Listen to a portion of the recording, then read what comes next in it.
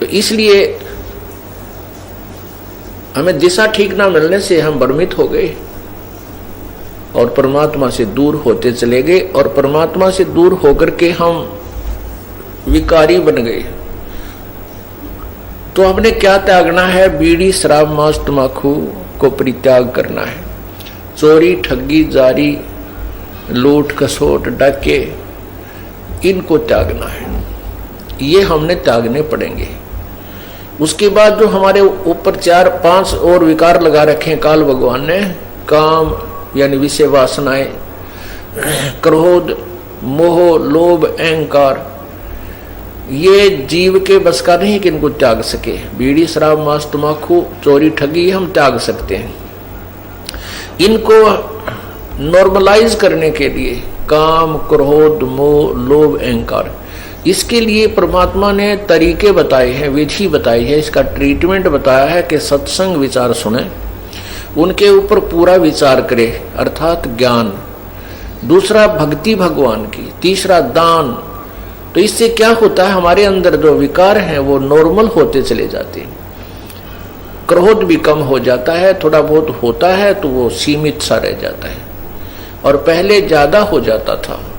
भक्ति करने से इसमें इतना अंतर आता चला जाता है, और धीरे धीरे ये बिल्कुल जरा सा रह जाएगा, थोड़ी सी फूफा रह जाएगी।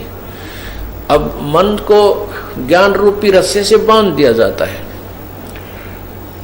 ज्ञान रूपी, तत्व ज्ञान रूपी रस्से से मन को बांध दिया जाता है।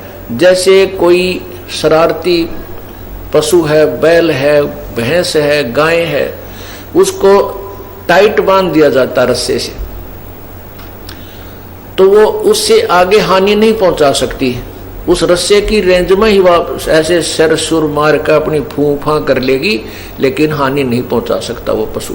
ठीक इसी प्रकार इस मन पशु को इस तत्व ज्ञान रूपी रस्से से परमात्मा बांध देता है। इसकी आदत तो है ऐसी फूफा बकवाद करने की, ओछी मंदी सोचने की, लेकिन ये ज्ञान रूपी रस्सा इसको सीमा पार नहीं करने देता, इसलिए हानि नहीं कर सकता आपकी।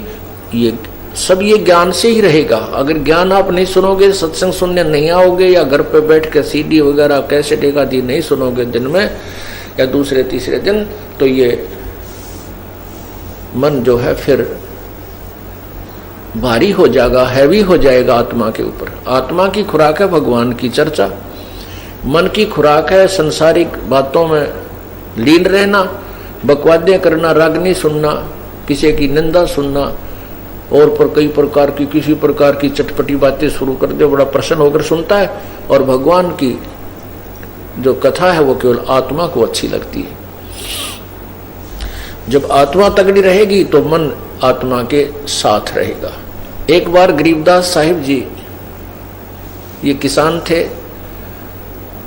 अपने घर बैठे थे, तो उनका एक किसान ही शिष्य था।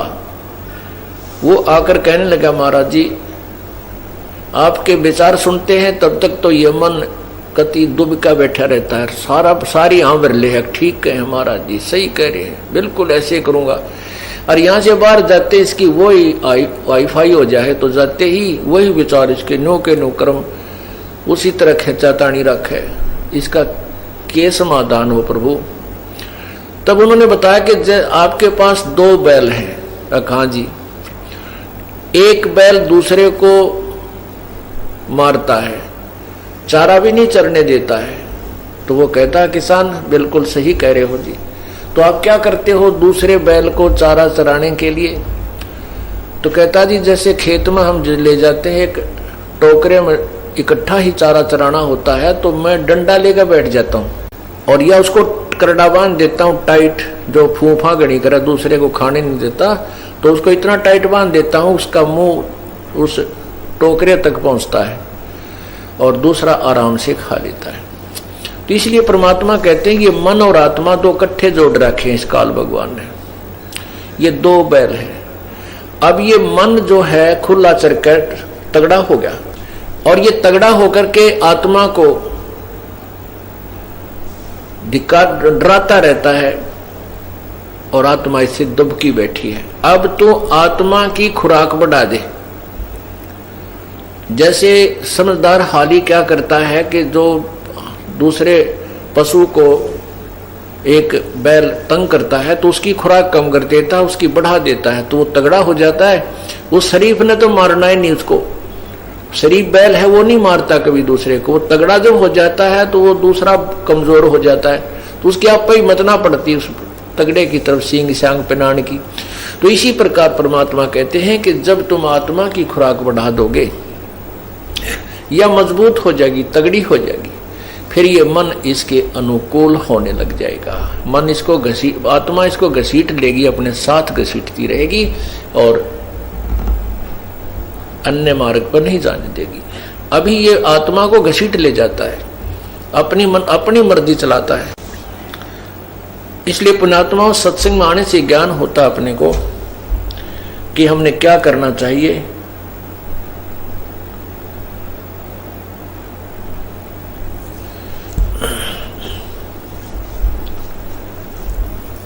और जो धारणा हमने बना रखी है कि केवल बना रखी थी कि मोक्ष तो वही प्राप्त करते हैं जो घर त्याग जाते हैं, ऐसा कुछ नहीं है।